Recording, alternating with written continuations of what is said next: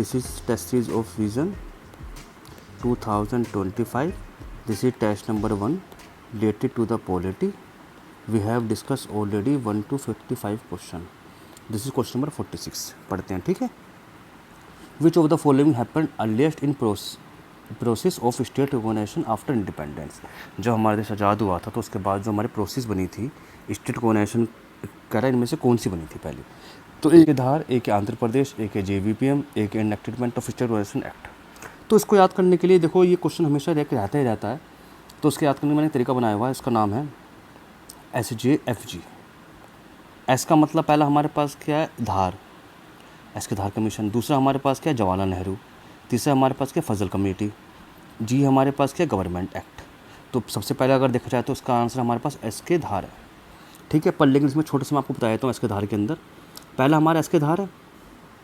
तो एस के धार में क्या हुआ था, इसमें क्या बताया गया था? रिकमेंडेड 1948 की बात है.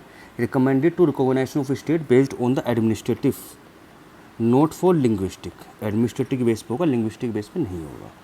अगर हम JVP की बात करेंगे, जवाहरलाल नेहरू, वल्लभ भाई पटेल और सत्यरमन की बात करेंगे, तो they also reject recognition. Linguistic के बेस पे नहीं होना चाहिए, लैंग्वेज दे हैव रिजेक्टेड, ठीक है. ये हो गया, ये होगी फैजल. एफ़ की बात करते हैं. एफ़ हमारे पास क्या? फजल अली कमेटी 1953 में आई थी. They also accept the recognition of state on the basis of language, but not accept और reject one language one state. उसने कहा लैंग्वेज तो ठीक है, पर लेकिन इतना भी नहीं है कि वन लैंग्वेज वन स्टेट हो. किसके? फजल के अंदर. तो ये हो गया, ये हो गया फजल मतलब फजल अली कमेटी. और लास्ट में आया था हमारे पास स्टेट रिकॉग्निशन एक्ट 1946, जो ये एक्ट की बात चल रही है. इसमें क्या हुआ था, मैं आपको सिंपल से बता देता हूँ. हमारे पास पार्ट नंबर ए याद है आपको, पार्ट बी और पार्ट सी, 7 स्टेट हमारे पास थे. तो ये सारे पार्ट हमारे एबोलिश हो गए और हमारे पास 14 स्टेट प्लस 6 UT बन गए थे. तो पहली बात समझ में आई आपको. तो सिंपल सी बात, अगर मैं इसको रिकॉल करूँ पूरे को, हमारे पास स्टेट रिकॉग्निशन कमेटी के अंदर 4 चीज़ पढ़नी चाहिए. पहला हमारे पास एस के धार, दूसरा है हमारे पास JVP और तीसरा है हमारे पास फजल अली कमीशन, फोर्थ है हमारे पास गवर्नमेंट एक्ट. तो पहला जो हमारे पास स्टेट ऐसा एस के धार में क्या बोला था कि एडमिनिस्ट्रेटिव बेस पे होगा, नॉट ए लैंग्विस्टिक बेस पे. JVM के बेस पे उन्होंने बोला था लैंग्वेज के बेस पे स्टेट रिकॉग्निशन नहीं होगा. फजल केस के अंदर, फजल अली केस के अंदर क्या कहा था कि लैंग्वेज तो ठीक है, पर लेकिन वन स्टेट वन लैंग्वेज नहीं होगा. फिर लास्ट में हमारे पास स्टेट रिकॉग्निशन एक्ट आया था 1956 के अंदर. हमारे पास पार्ट थे, part A, part B, part C में हमारे प्रोविंसेस बटे हुए थे. सबको एबोलिश करके 14 स्टेट 6 UT बना दिए गए थे, ठीक है जी. ये आपकी थोड़ी इन्फॉर्मेशन थी और ये पूरा टॉपिक मैंने खत्म कर दिया. आपको इसके अलावा को पढ़ने की कोई जरूरत नहीं. क्वेश्चन नंबर 47 पे चलते हैं. In context of the Indian politic consider the following consider करो, ठीक है. How many of the above are the insured by article 14 of the Indian constitution. Article 14 of Indian constitution के अंदर हमें क्या बताया गया? पहली बात तो इंडियन जो आर्टिकल 14 है हमारे पास क्या है कि state shall not deny to any person equality before law. Equality before law है, ठीक है. तो उसके अंदर अगर आप देखोगे तो absence of the special privileges for any person, बिल्कुल सही है, ऐसा ही है, एब्सेंस है. Reasonable classification of the person, ये भी सही है. Equality of the treatment under the equal circumstances, ये भी सही है. पहली बात, concept of the equality before law is taken from the Britain originally, है पता है ना आपको, ब्रिटेन से लिया गया था. सही. तो आंसर ऑल ऑफ 3, ठीक है जी. अच्छा, मैं तुम्हें एक चीज़ और बता रहा था इसके अंदर. एक है equality before law,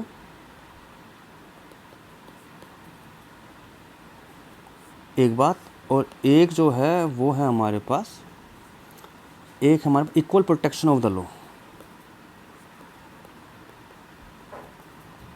protection of law का प्रोटेक्शन. तो इक्वलिटी बिफोर द लॉ लिया गया है ब्रिटेन से और इक्वल प्रोटेक्शन ऑफ लॉ लिया गया है USA से. इंपॉर्टेंट क्वेश्चन है, लाइन बड़ी नई चीज़ है, नया टॉपिक है आपके लिए, ठीक है. मतलब नई बात है कि इक्वल प्रोटेक्शन ऑफ लॉ कहाँ से लिया गया है, वो लिया गया USA से. क्वेश्चन नंबर 48 पे चलते हैं. Attorney general of India. Attorney general of India के अंदर आपको पता होगा आर्टिकल नंबर कौन सा है हमारे पास? 76 है. थोड़ा बड़ा कर देता हूँ, थोड़ा मैं जूम कर देता हूँ बेसिकली इसको. Article number 76 attorney general of India, he has right to an audience in the all court in the India, सही बात है, वो हर कोर्ट में तक बैठ सकता है। Is debarred from the private legal practice, no, private legal practice तो करते हैं, पब्लिक भी करते हैं, तो ख़त्म हो गया। Has the right to speak and vote in both house of the parliament, गलत है, वोट डालना हक नहीं होता। They can enjoy, attorney generals has the right to audience in the all court of the territory, it's ठीक। It has the right to speak, अगर जो proceeding चल रही है वो जॉइंट सिटिंग में बैठ सकते हैं but without the right to vote. तीसरा हमारे पास क्या, enjoy all privileges and immunities that is available to the member of parliament, जैसे मेंबर पार्लियामेंट जो मिली है वो उनको मिलती है, ये सही है हमारे पास। तो आंसर हुआ 1 और 4, आंसर इसका बी। ठीक है जी, क्वेश्चन नंबर चलते हैं 49 पे, क्वेश्चन नंबर 49 पे चलते हैं। लो जी, ये अच्छा क्वेश्चन है वैसे, प्रेसिडेंट से रिलेटेड है, नेशनल इमरजेंसी से रिलेटेड है। President can declare the national emergency on the ground of internal disturbance, पहली बात तो नेशनल इमरजेंसी आर्टिकल है 352, इसके जो ग्राउंड है वो कौन सा है, एक है वार, एक है एक्सटर्नल एग्रीगेशन, एक है आर्म्ड रिबेलियन, आर्म्ड रिबेलियन, तो पहला हमारा गलत हो गया क्योंकि इंटरनल डिस्टर्बेंस लिखा है।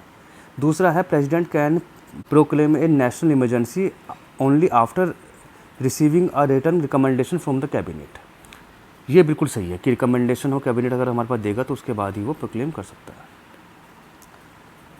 The proclamation of national emergency must be approved by both house of the parliament with in 2 month, गलत है, 1 मंथ, 1 मंथ के अंदर पास होने जरूरी है, तो ये भी गलत है। Lok Sabha has no control over the revocation of national emergency, तो अगर हम देखा जाए तो हमारे पास ये भी गलत है, रिकमेंडेशन दे सकता है लोकसभा के अंदर। President must revoke a proclamation if Lok Sabha pass resolution कि उसको डिसअप्रूव कर देता, तो उसके बाद उसको they have to revocation of the national emergency by the president करना पड़ता है। तो उसके अंदर अगर आप देखोगे तो उसमें याद करने वाली बात ये है कि नेशनल इमरजेंसी हमारे पास 3 ग्राउंड पर लगती है, under 352 war, action aggregation, armed rebellion.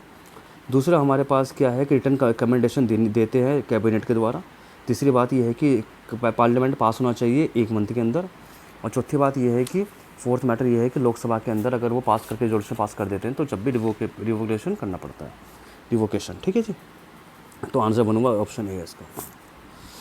Which of the following note example fundamental right, इनमें से फंडामेंटल राइट का एग्जाम्पल कौन सा है, नहीं है।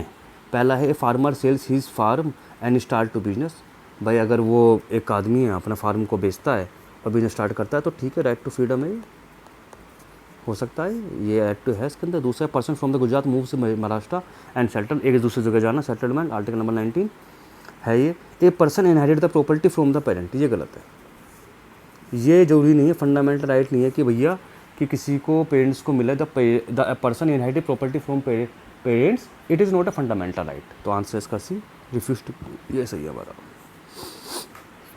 आर्टिकल नंबर 15 मैंने आपसे कहा था कि याद कर लो, मैंने आपको उस दिन बताया भी था नोट्सों के अंदर। फंडामेंटल राइट्स कहाँ से लिए गए हैं, फ्रांस से, गलत है, यूएसए से लिए गए हैं। डीपीएसपी कहाँ से लिया गया, आयरलैंड से, सही है। Regional power of the centre, Canada, सही है। पार्लियामेंट्री फॉर्म ऑफ ब्रिटेन, ये सही है। तो आंसर कितने उम्र 3 सही है, तो सही। अब देखो ये क्वेश्चन रटने का है, इसमें आपको दिमाग लगाने वाली बात नहीं है, तो इसलिए मैं कहता हूँ याद करना बहुत ज़रूरी है। जब तक आप याद नहीं करोगे ना, जैसे 1 मंथ 2 मंथ है तो याद करो ना उसको, बिना याद करे कुछ थोड़ी हो पाएगा। ठीक है जी, चलें जी 52 पे क्वेश्चन पढ़ें। 52 पे क्वेश्चन करते हैं। Consider the following statement about the state human right commission. State human right commission के बारे में बात करनी है हमारे पास। स्टेट ह्यूमन राइट कमीशन कब आया था, ह्यूमन राइट कमीशन हमारे पास कब आया था, 1993 के अंदर आया था, याद कर लो। चलिए, state human right commission has a power of the civil court and proceeding having the judicial character. सही तो है, कितनी बार बता चुका हूँ मैं आपको ये बात कि उनको एक प्रोसीडिंग पावर होती है, सिविल कोर्ट की जुडिशियल पावर भी होती है। State human rights commission can inquiry the violation of the human right with respect to subject mentioned in the state list. देखो दूसरी बात है, स्टेट लिस्ट तो है, और अगर कॉन्करेंट लिस्ट देखी जाए, कॉन्करेंट लिस्ट का मतलब क्या है, जिसके अंदर पावर स्टेट और सेंटर दोनों उसके ऊपर रूल करते हैं। तो इन पावर इस सब्जेक्ट पे भी तो ये लगेगा स्टेट ह्यूमन राइट कमीशन, तो उसका मतलब गलत हो गया, ओनली नहीं होना चाहिए था, दोनों होने चाहिए, कॉन्करेंट लिस्ट है स्टेट लिस्ट। थर्ड है हमारे पास चेयरपर्सन है member of the state human right commission is not eligible for the reappointment, ये भी गलत है। क्यों, स्टेट ह्यूमन राइट कमीशन के जो मेंबर हैं वो क्या वो ह्यूमन राइट कमीशन मेंबर नहीं बन सकते हैं ना, प्रमोट हो सकते हैं, तो हमारे पास ये गलत है। ठीक है जी, तो आंसर इसका ए। अच्छा चलते हैं 53 पे। Consider the following statement with the reference the theory of the basic structure of the constitution, it is a limit. तो देखो अच्छा ये क्वेश्चन बढ़िया है। बेसिक स्ट्रक्चर ऑफ कॉन्स्टिट्यूशन याद है केशवानंद भारती केस? हाँ याद होगा आपको। उस केस के अंदर क्या कहता है कि पार्लियामेंट है वो चेंज कर सकती है कॉन्स्टिट्यूशन को, पर लेकिन बेसिक स्ट्रक्चर को चेंज नहीं कर सकती। तो पहले लिखा है it limit the authority of the parliament to amend the constitution. यही तो बात कह रहा हूँ मैं आपसे कि पार्लियामेंट पे थोड़ी सी लिमिट तो लगी कि भैया बेसिक स्ट्रक्चर को चेंज नहीं कर सकते अगर आप कॉन्स्टिट्यूशन चेंज करना चाहते हो तो। दूसरा है the judiciary has a final authority decide if amendment violates the basic structure of the constitution. सही बात है भाई, जुडिशरी ही इसकी फाइनल रिव्यू करता है, उसको फाइनल रिव्यू करता है, तो ये भी सही है। ये हमारा देखा तो ये भी सही है।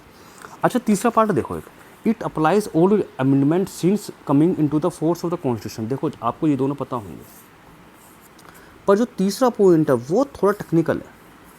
कैसे है जरा देख लो एक बार। कह रहा है जब एक बेसिक कॉन्स्टिट्यूशन अप्लाई वाला कंसेप्ट आया था केशवानंद भारती केस में, तो वो सब पे अप्लाई हो गया था? नहीं, एक केस था, नाम है उसका वामन राव केस, वो 1981 में आया था। उसमें ये कहा था कि केशवानंद भारती वाला केस का जजमेंट जो है वो उसके बाद लगेगा, अप्रैल 24, 1973। इस डेट के बाद जो केस हुए उसमें केशवानंद भारती केस से पहले नहीं लगेगा। आई बात समझे? The further clarified that it would be applied to the constitution amendment enacted after April 24, 1973। Okay, the date of the judgment of the Kesavananda Bharati case 1973। तो ये हमारा गलत हो गया, तो 1 और 2 सही हो गया, तो ओनली 2 आंसर्स। फिफ्थ पे चलो इस पर ये कर लेते हैं question number 5। Who among the following determine the manner of selection of the finance commission. Finance commission के बारे में बात करोगे। पहली बात तो फाइनेंस कमीशन जो हमारे पास है 280 आर्टिकल है, याद होगा आपको। फाइनेंस कमीशन के अंदर हमारे पास कितने मेंबर होते हैं भाई? एक चेयरमैन होता है और एक 4 मेंबर होते हैं। तो इसका जो सिलेक्शन है, the determination qualification of man of selection कौन करता है? पार्लियामेंट करती है। इसमें क्या है? ठीक है जी, चलो